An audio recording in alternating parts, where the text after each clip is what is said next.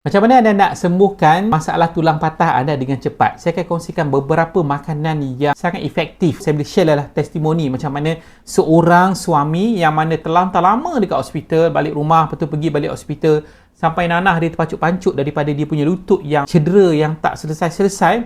Macam ni kami bantu dia. Kalau anda nak tahu, anda tengok video ni sampai habis.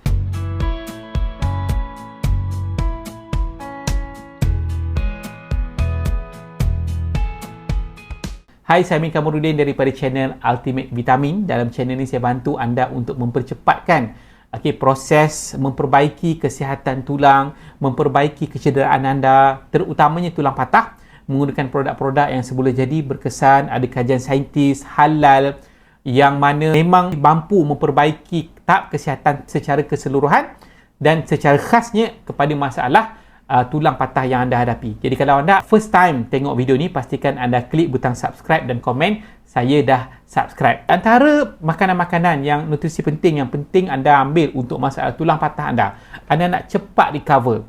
Ubat apa semua anda ambil untuk sakit, untuk nanah, untuk infection, itu teruskan mengikut saranan doktor. Tapi untuk bina balik tulang kita, untuk sambung balik tulang kita, benda tu perlu datang daripada permakanan, daripada makanan yang menyihatkan.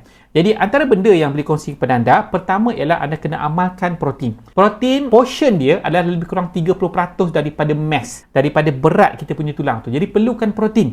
Jadi protein yang kita makan setiap hari, kita makan yang dah goreng, yang dah masak, protein tu dah kebanyakannya dah rosak. Protein juga dia akan bantu untuk memperbarui sel-sel otot di sekeliling tulang yang patah tu. Nak bina sel baru, perlukan protein. Yang kedua, perlukan omega 3. Omega 3 bantu untuk memperbaiki radang, bengkak, merah, sakit di sekeliling otot, dan dia menyihatkan fungsi joints.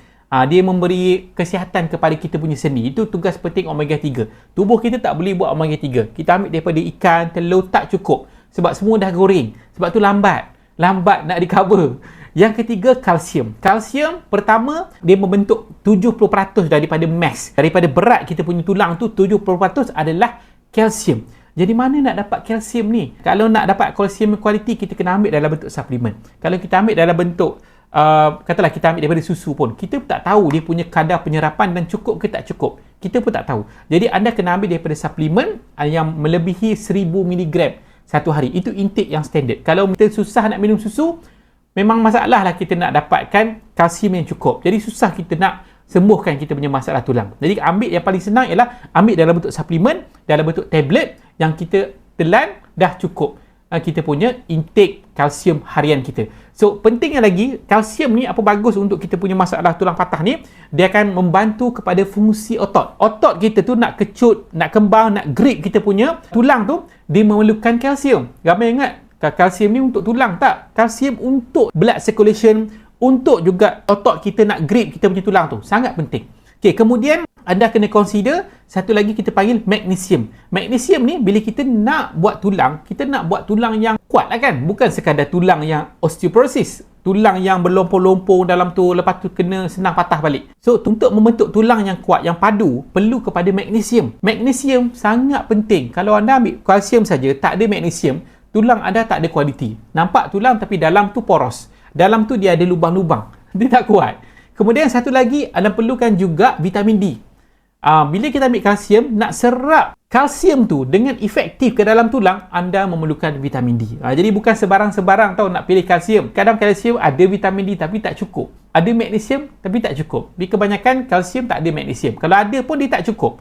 Jadi kalau anda nak dapatkan kalsium yang cukup, yang cukup kena dengan keadaan masalah anda kena kontaklah link di bawah. Dan yang terakhir saya nak kongsi pada anda, satu benda yang cepat untuk recover. Saya bagi tahu tadi ada seorang suami yang telah lama dicuba ni, selain pada produk-produk lain, dicuba resveratrol. Resveratrol ni dia akan mempercepatkan penyembuhan luka. Satu, dia akan mempercepatkan penghasilan tulang baru. Memang dia perlukan kalsium, dia perlukan protein, tapi dia akan mempercepatkan. Kita panggil dia promote penghasilan tulang baru, nak recover ni.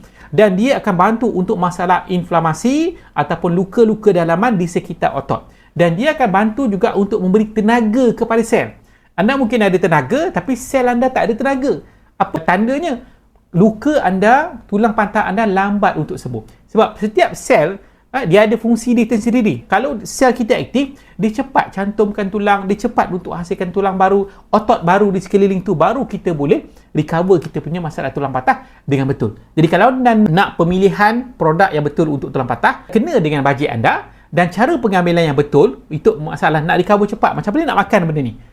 So kami akan berikan, yang penting adalah anda hubungi kami di link yang saya sediakan di bawah.